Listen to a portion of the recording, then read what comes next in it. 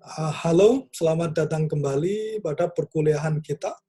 Perkuliahan Sosiologi Agama pada Prodi Pendidikan Sosiologi FIS UNY.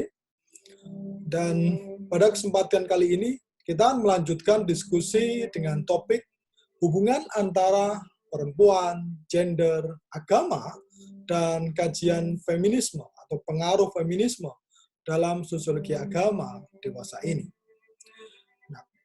Perkuliahan ini akan berlangsung kurang lebih 20-30 menit dan silahkan Anda menikmati rekaman ini, membuat catatan dan sekalian melihat materi-materi yang ada di kanal Bismart yang sudah saya siapkan. Sebelum kita mulai, saya akan share screen dengan materi pada PowerPoint yang sudah saya siapkan. Bisa disimak. Saat mulai pertanyaan, ini tentang sosiologi agama.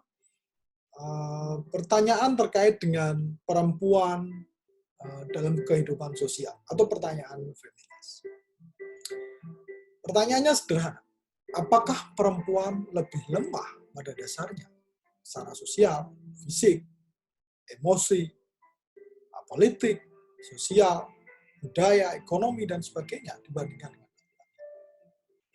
atau dengan sedikit berubah, sedikit saya rubah pertanyaannya, apakah perempuan posisinya lebih inferior, lebih rendah, khususnya dalam kehidupan beragama? Ini dalam kajian perempuan, gender, feminis, dan agama menjadi titik tolak pertama yang perlu kita perhatikan. Anda bisa lihat di gambar dalam materi yang saya share, sebuah ilustrasi. Itu foto terkait dengan Pope Francis yang dikerubuti oleh suster-suster dalam tradisi Katolik. Anda bisa bayangkan, apa kira-kira imajinasi Anda?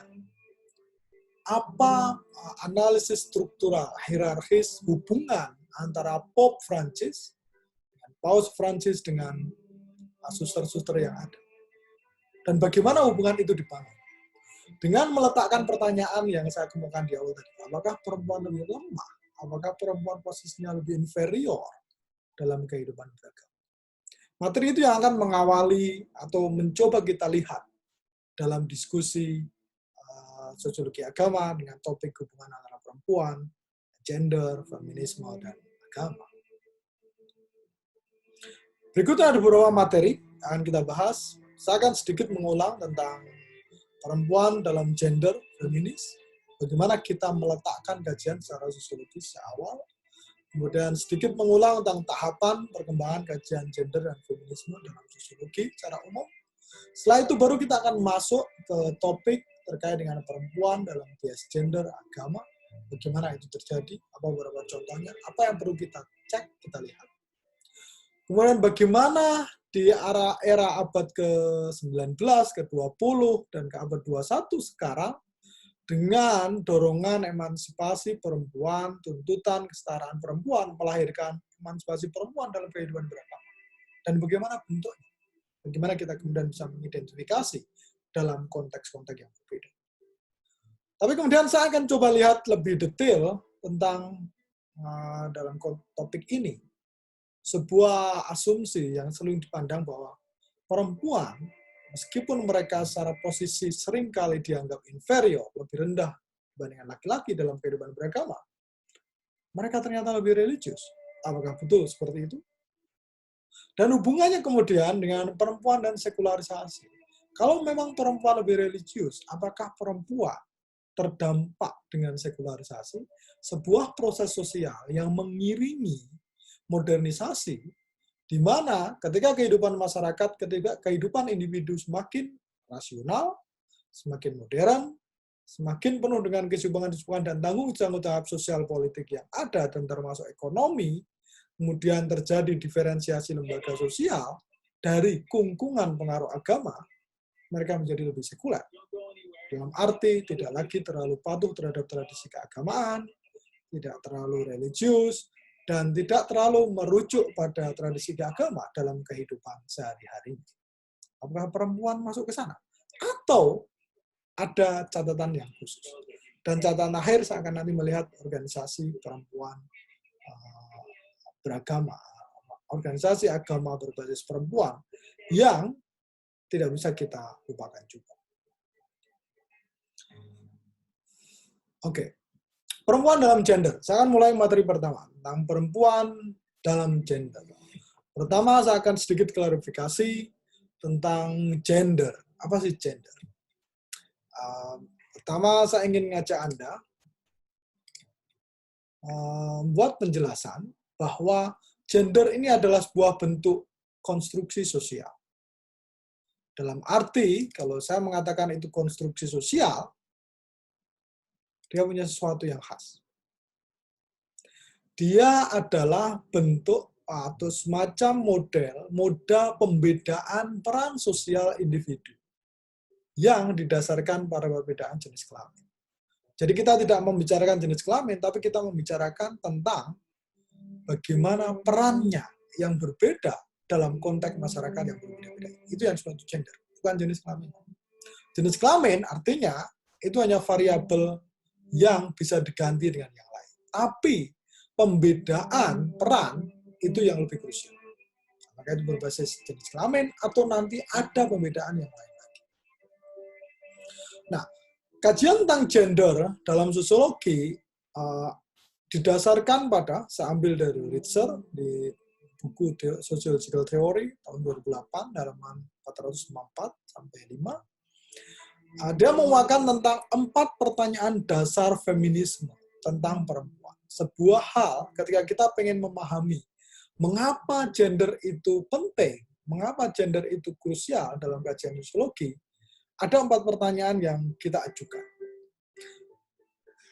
Ritzer menengahkan bahwa setiap kita menghadapi sesuatu, ketika melihat sebuah fenomena sosial tertentu, pendidikan, beragama, ekonomi, budaya, dalam arti yang lebih spesifik, namanya bagaimana tingkat partisipasi pendidikan masyarakat. Oke? Oh, tingkat partisipasinya sekian. Kayak di Indonesia, namanya sekarang untuk usia remaja, kita udah hampir mungkin 95%. Setiap anak Indonesia menikmati pendidikan. Nah, ketika kita masuk ke pertanyaan feminis, kita masuk pertanyaan sederhana. Dan bagaimana dengan perempuan? Apakah perempuan juga mendapatkannya, mengalaminya? Dengan kata lain, dalam konteks pendidikan, apakah perempuan juga menikmati partisipasi pendidikan yang tinggi tersebut? Itu pertanyaan feminis pertama. Kalau iya, oke. Kalau tidak, jadi pertanyaan berikutnya. Kalau dia tidak. Mengapa perempuan tidak? Mengapa ada perbedaan? Sehingga perempuan mengalaminya berbeda atau lebih rendah sedikit.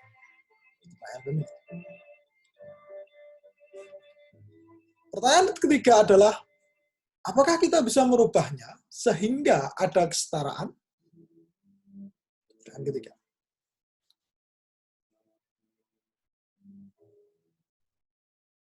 Dan pertanyaan keempat adalah, apakah semua perempuan dengan latar belakang yang berbeda, kelas, ras, etnis, agama, mungkin juga geografi, mengalami kondisi yang sama? Nah, 4 pertanyaan ini yang saya ingin Anda menggunakannya ketika kita menganalisis kehidupan beragama. Contohnya, ketika setiap individu, setiap orang beragama, itu religius, bisa menikmati kehidupan beragama di tempat-tempat ibadah masing-masing. Pertanyaan pertama dari feminis, maka perempuan juga menikmatinya? Dalam beberapa hal ya, dalam beberapa hal tidak. Kita melihat itu. Mengapa tidak? Ya, mengapa tidak? Kalau iya, kalau memang tidak, mengapa? Apa alasannya? Apa kondisinya? Bagaimana kita bisa merubahnya berikutnya? Sehingga semua orang bisa punya kesetaraan. Sehingga laki-laki dan perempuan yang religius bisa menikmati tempat ibadah yang sama. Kemudian kita pertanyaan terakhir, apakah ada perbedaan kelas antar perempuan untuk bisa menikmatinya? Kalau tidak, itu akan pertanyaan lanjut. Nah, 4 pertanyaan ini menjadi dasar bagaimana kita bisa menggunakan konsep-konsep feminisme untuk melihat gender dalam kehidupan sosial. Bagaimana praktik gender ini dalam kehidupan sosial. Jadi Anda tinggal merubahnya menjadi variabel agama. Kita lanjutkan contohnya. Kemudian dalam perkembangannya ada paling tidak 3 tahap perkembangan feminisme dan pengaruhnya dalam kajian-kajian sosial modern. Pertama, pada abad 19, diawali dengan adanya kesadaran bahwa perempuan mengalami diskriminasi tertentu, yang sebenarnya itu seiring dengan berbagai bentuk diskriminasi yang ada pada abad itu, terutama tentang perbudakan, diskriminasi oleh kelompok-kelompok tertentu yang menjadi budak, diskriminasi terhadap kelompok agama tertentu. Nah, itu di abad ke-19 menjadi sebuah diskursus baru. Pada abad ke-20 di awal, ada muncul kemudian anti-diskriminasi gender. Jadi mereka menolak atau mendorong kesetaraan hak perempuan dalam politik, sosial, dan ekonomi. Jadi intinya akan bertanya, kalau orang dapat A, ini biasanya lebih spesifik ke politik atau kesempatan ekonomi. Meskipun juga dalam konteks agama akan kita bisa masukkan. Politik namanya hak untuk ikut pemilu. Pada waktu itu, hanya laki-laki yang boleh ikut, perempuan belum boleh ikut. Partisipasi perempuan dalam pemilu termasuk lambat, terakhir-terakhir saja. Partisipasi dalam ekonomi, bekerja di luar rumah, dalam beberapa masyarakat tertentu itu masih menjadi tabu. Partisipasi dalam pendidikan, sekarang kita menikmatinya. Perempuan dan laki-laki bisa pendidikan dengan tinggi dan sebagainya. Nah, itu adalah apa yang mendorong atau gerakan-gerakan bagaimana feminisme mempengaruhi kebijakan dan diskursus publik tentang gender. Dan yang ketiga, ini adalah pertanyaan terakhir ketika kita lihat dari Jitzer tadi. Apakah perempuan dengan kondisi latar belakang yang berbeda mendapatkan hal yang sama atau tidak? Dengan kompleksitas perbedaan gender yang dia saling kait-mengait dengan ras, kelas, etnis, agama, orientasi seksual, dan sebagainya. Dalam arti, tidak semua perempuan terdiskriminasi, tidak semua perempuan juga menikmati kesetaraan gender karena kondisi-kondisi sosial, politik, budaya masing-masing yang berbeda. Oke, kita lanjutkan dengan topik ini sebagai pengantar tentang sosiologi gender dalam agama, dan kita akan lanjutkan ke diskusi tentang apa landasan apa topik-topik awal tentang bias gender dalam agama.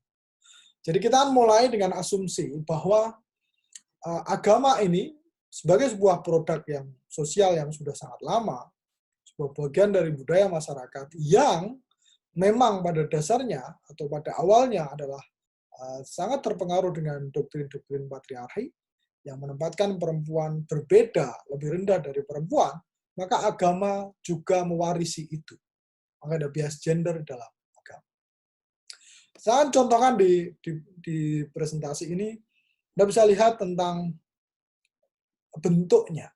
Salah satunya ini foto, saya kira ini dalam tradisi Yahudi, ketika mereka melakukan ada tempat tokoh-tokoh atau kelompok religius Yahudi kumpul di US atau di Israel, mungkin di US ini. Ada tulisan menarik, men only, entry for women is strictly forbidden.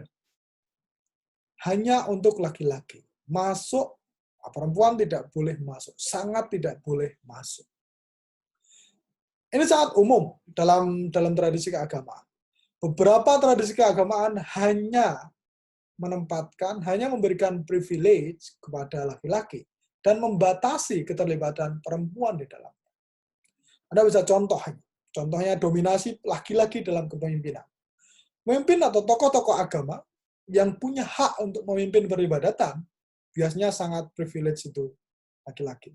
Imam, kemudian romo, bukan rum itu maksud saya, pendeta, dan kelompok-kelompok yang lain. Yang mereka punya hak absolut untuk melakukan. Namun, bias gendernya ada aturan-aturan khusus yang dikhususkan untuk perempuan, yang dalam arti untuk mengatur mereka. Dalam Islam, namanya hanya perempuan yang wajib memakai hijab. Ada FGM, Female Genital Mutilation. Dalam Hindu ada sati. Ketika seorang istri, suaminya meninggal, di tradisi lama, dia wajib, karena dia bagian dari suaminya, dia ikut mati. dan melakukan bunuh diri dan ikut dibakar bersama mayat suaminya, yang sekarang dilarang. Di India sudah sangat dilarang. Dan antara food bending, atau Anda familiar dengan istilah itu. Dalam tradisi Cina, Konghucu di Cina, ada perempuan-perempuan yang dia sejak kecil diwajibkan memakai sepatu yang khusus sekali, sehingga ketika besar dia tidak pernah boleh melepaskan sepatu itu, sehingga kakinya itu sudah sangat terbentuk oleh sepatu. Sangat menyakitkan. Dan yang umum ada tempat-tempat ibadah tertentu yang dilarang perempuan untuk memasukinya. Ada kuil biasanya, atau perempuan dalam Islam, perempuan yang sedang tidak boleh masuk ke masjid dan sebagainya, atau mengikuti kegiatan-kegiatan ibadah yang lain. Nah, ini yang disebut bias gender dalam agama. Anda bisa mencari contoh-contoh yang lain. Bagaimana tradisi keagamaan membatasi partisipasi perempuan dalam agama. Atau dia cenderung mengatur lebih banyak kegiatan-kegiatan perempuan berbasis agama, dan hanya memberikan ruang sedikit perempuan untuk masuk dalam kepemimpinan, yang sampai sejauh ini masih sangat didominasi oleh laki-laki. Ini contoh yang saya ambilkan dari kuliah yang lain ketika kita membahas tentang tubuh dan agama. Ini terkait dengan mengatur. Ini terkait dengan mengapa perempuan muslim diharapkan menutup sebagian besar tubuhnya. Anda bisa cari tahu. Ini sebuah aturan agama dalam Islam yang sangat terkenal. Dan sekarang mayoritas, bukan mayoritas saya kira, tapi sebagian besar muslim perempuan berusaha untuk menaatinya. Anda bisa pertanyakan kembali, mengapa harus ada aturan itu? Apa alasannya? Untuk apa? Dan bagaimana sejauh itu dia dilakukan? Silakan Anda cari sendiri jawabannya. Materi berikutnya terkait dengan ketika ada batasan-batasan bias gender dalam agama, maka dalam perkembangan masyarakat modern dengan sekularisasi dan sebagainya, ada tuntutan emansipasi perempuan dalam agama. Dalam arti, mulai ada gerakan menolak pembedaan antara laki-laki dan perempuan dalam beragama. Dengan menyatakan perempuan tidak lebih rendah posisinya, tidak lebih lemah posisinya dalam kehidupan beragama. Adanya tuntutan kesetaraan dalam peribadatan, baik laki-laki dan perempuan. Termasuk juga ada tuntutan tentang posisi yang sama, peran dalam kepemimpinan lembaga agama. Anda bisa lihat nanti beberapa contohnya. Saya akan berikan contoh. Nah, ini gerakan-gerakan ini yang saya kira Anda bisa lihat dalam berbagai kehidupan beragama dalam masyarakat modern. Perempuan yang menuntut lebih. Karena ada kesadaran tentang kesamaan hak, kesetaraan hak, dan tiadanya perempuan antara laki-laki dan perempuan dalam kehidupan sosial, termasuk beragama. Saya akan contohkan. Ini gambar, ini di tahun 2019-2020 muncul protes di kalangan perempuan Hindu di Kerala. Kalau Anda bisa cek, di Kerala itu di bagian selatan dari India. Mereka protes terhadap larangan lama yang membatasi, yang tidak membolehkan perempuan untuk memasuki sebuah kuil, Sabarimala nama kuil. Di sana memang kuil itu kuil khusus laki-laki, atau pura. Dan mereka protes, kenapa tidak boleh? Kenapa hanya laki-laki saja yang boleh beribadah di kuil tersebut, mendapatkan pahala lebih besar dibandingkan perempuan? Sehingga perempuan cenderung mendapatkan pahala yang tidak terlalu banyak. Nah, emansipasi perempuan dalam peribadatan biasanya terkait dengan ini, dengan hitung-hitungan tentang pahala yang didapatkan.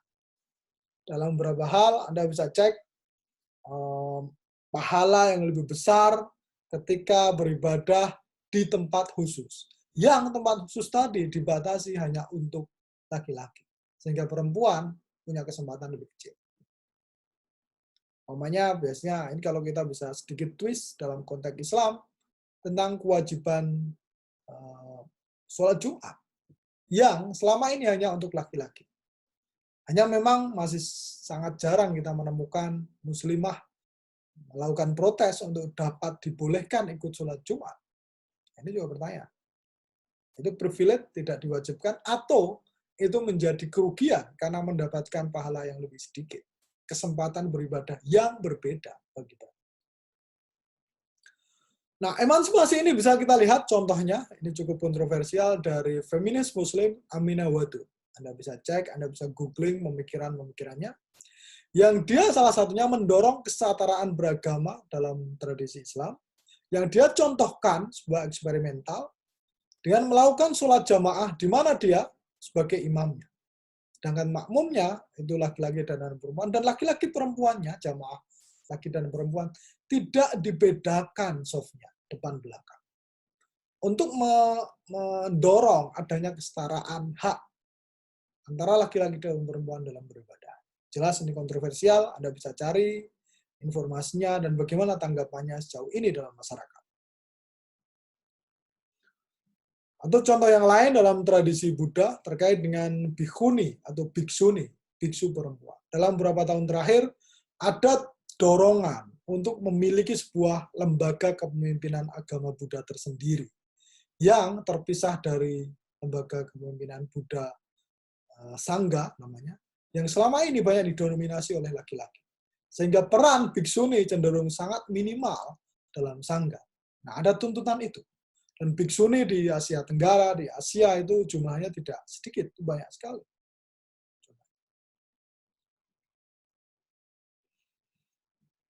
Nah, tapi selain isu tentang bahwa perempuan memiliki posisi yang lebih inferior, menjadi objek diskriminasi dalam tradisi keagamaan, ada fakta yang menarik. Perempuan lebih religius. Apakah betul begitu? Nah, dalam beberapa masyarakat, saya akan contohkan di sini, ini laporan dari Pew Research Center, itu sebuah lembaga riset di Amerika Serikat yang mengkaji banyak topik, termasuk topik kehidupan beragama. Nah, dia membandingkan, dia melakukan survei terhadap laki-laki dan perempuan berumur di atas 20 tahun di 192 negara dengan melihat perbedaan partisipasi laki-laki dan perempuan dalam kehidupan beragama. Fakta yang menarik, dalam kelompok-kelompok agama tertentu, contohnya di sini adalah Kristen, Buddha, perempuan lebih dominan, perempuan lebih aktif dalam kehidupan beragama. Kalau dalam tradisi Islam cenderung 50-50, tapi dalam tradisi Kristen dan Buddha, laki-laki lebih dominan, partisipasi mereka lebih tinggi. Dalam beberapa konteks itu bisa dijelaskan. Perempuan terbiasa memberikan layanan, sehingga mereka kemudian lebih terlibat dalam kehidupan gereja dan lembaga keagamaan. Mereka terlibat. Kemudian seringkali ada pertanyaan atau ada pernyataan bahwa aktivitas perempuan dalam kehidupan beragama itu lebih ditandai sebagai sebuah pelarian terhadap tekanan sosial dan rumah tangga yang dia alami. Sehingga sebagai obat untuk tidak terlalu banyak tertekan, dia melarikan diri dalam kehidupan beragama. Nah, agama memberikan ketenangan, memberikan kenyamanan bagi perempuan sebagai pelarian dari masalah hidup. Nah, bagaimana di sekitar Anda? Apakah perempuan lebih religius dibandingkan laki-laki? Atau yang lain? Yang jelas, ini kalau dalam masa Ramadan biasanya, ketika kita lihat sholat tarawih, sholat id, jumlah perempuan yang memadati masjid-masjid atau lapangan ketika sholat id, biasanya lebih banyak. Bisa sampai 2/3-nya perempuan, dan laki-laki cenderung tidak terlalu banyak. Apakah ini bukti perempuan lebih religius dalam konteks kehidupan beragama Islam di Indonesia? Bagaimana dengan kehidupan agama lain di Indonesia? Apakah perempuan juga lebih religius? Anda bisa perhatikan. Dan mengapa kira-kira? Apakah karena mereka memang terbiasa dengan care untuk terlibat, atau itu sebuah pelarian saja? Nah, ketika membicarakan perempuan dan agama, maka tidak bisa kita lepas dengan sekularisasi. Tadi disebutkan partisipasi tinggi perempuan dalam peribadatan karena memang itu sangat terkait dengan posisi sosialnya yang cenderung lebih banyak di dunia private, tidak di dunia publik, tidak bekerja dan mencari nafkah, dan partisipasi dalam tempat ibadah beragama yang jamak di gereja, di masjid, adalah sebuah pelarian. Nah, dengan kata lain, kalau bisa kita switch, ketika jumlah perempuan yang bekerja di sektor formal di ruang publik lebih besar, apakah kemudian juga akan menurun tingkat religiusitasnya? Seperti juga dengan laki-laki, ketika laki-laki sudah banyak beraktivitas di dunia publik mencari nafkah, dia tidak sempat lagi banyak terlibat dengan kehidupan beragama, sehingga menurun tingkat sekularisasi, tingkat beragamanya dan menjadi lebih sekuler. Nah, saat ini kita melihat bahwa perempuan ini emansipasinya sudah lebih banyak. Dia terlibat dalam sektor publik, bersekolah, bekerja, bahkan terlibat dalam aktivitas yang lain. Dengan kata lain, apakah ini kemudian melahirkan atau mendorong perempuan menjadi lebih sekuler? Untuk itu, saya akan tampilkan data berikut. Saya ambil lagi dari Pew Research Center, PEW Research Center. Di sini menarik. Tadi mengatakan bahwa gap antara terutama di kelompok Kristen, perempuan cenderung lebih tinggi tingkat religiusitasnya dibanding laki-laki. Dibandingkan dengan Islam. Bahkan gap-nya lumayan tinggi. Kita bisa cek di sini, yang tabel yang sebelah sini, sebelah kanan, yang saya lihat ini. Gimana gap laki-laki dan perempuan, weekly attendance lebih besar, 53% ke 46%, sampai plus 7 untuk perempuan. Daily prayer 61, 51, 10%. Important of religion 68, 61. Believe in heaven 91, 89. Believe in hell, percaya tentang neraka 78 ke 76. Believe in angel 88 ke 84. Hampir semuanya ada gap yang menunjukkan perempuan lebih percaya, lebih religius. Tapi kita akan cek di data berikutnya. Ketika kita lihat gap-nya,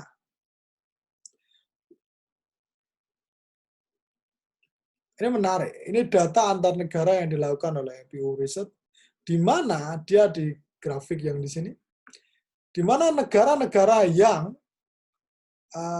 gap perbedaan perempuan dalam labor force, dalam dunia kerja, itu lebih tinggi, maka cenderung kemudian gap daily prayer-nya lebih rendah.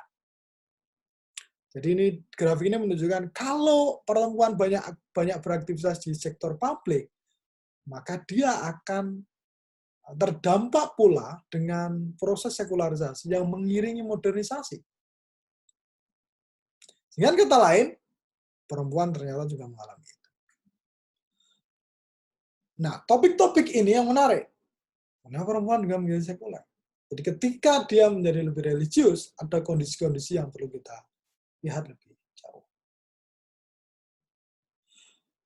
Dan topik terakhir, ini catatan akhir, meskipun perempuan, kita ada perdebatan di dalam feminisme dan agama, gender dan perempuan. Saya bahas tadi bagaimana secara umum ada bias gender dalam kehidupan beragama. Secara umum kemudian perempuan cenderung mengalami posisi yang lebih rendah. Tapi modernisasi telah mendorong emansipasi ini. Jadi perempuan lebih menuntut untuk terlibat dalam kegiatan keagamaan. Meskipun kemudian catatan yang lain, perempuan cenderung lebih religius karena mereka masih membawai beban-beban budaya yang tidak bisa lepas. Namun, kondisi perempuan yang lebih religius ini juga tidak tanpa batas. Ketika mereka lebih banyak terlibat dalam aktivitas publik, bekerja di sektor formal, maka tingkat religiusnya juga punya kemungkinan akan menurun dan menjadi lebih sekuler. Nah, catatan terakhir, kita juga perlu di samping beberapa hal yang lebih topikal dan lebih general, ada topik yang lebih khusus. Organisasi lembaga berbasis perempuan dalam kehidupan beragama. Dan itu tidak sedikit. Saya contohkan di Indonesia, mungkin Anda kenal dengan Aisyah, sebuah lembaga bagian dari Muhammadiyah yang sangat aktif Dia punya TK Aisyah, Taman Kanak-Kanak, PAUD, KB yang jumlahnya ribuan seluruh Indonesia. Dia punya program terlibat sejak tahun 80-an dalam program BKKBN nasional tentang keluarga berencana yang dilakukan oleh pemerintah. Saat ini mereka juga punya DB Care, sebuah program untuk menolong, membantu pemerintah dalam mengurangi jumlah endemik tuberkulosis di Indonesia.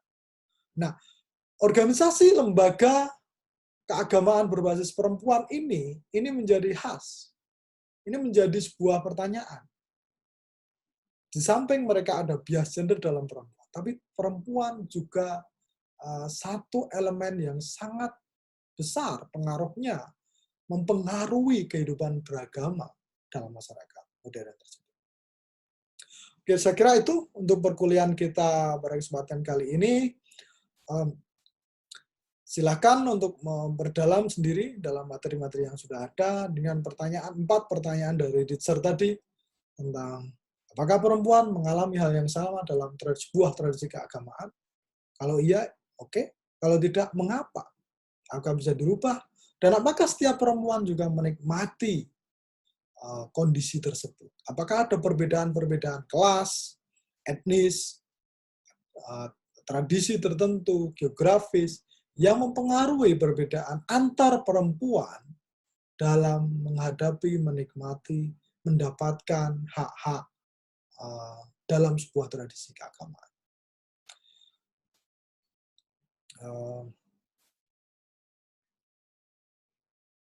Saya kira itu yang dapat saya sampaikan, dan kalau Anda ada pertanyaan, silahkan kirim ke email saya. Sampai jumpa. Terima kasih.